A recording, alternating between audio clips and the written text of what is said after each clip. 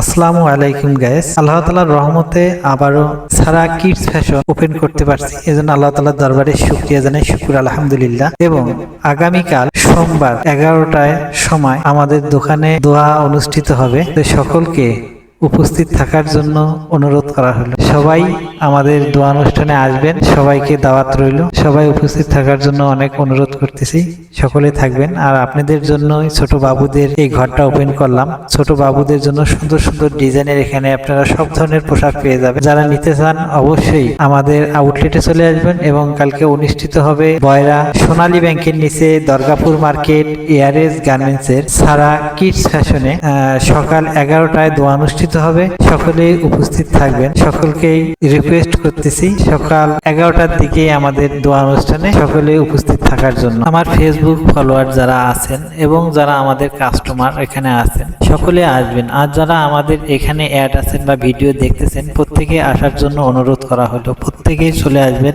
আমাদের আউটলেটে।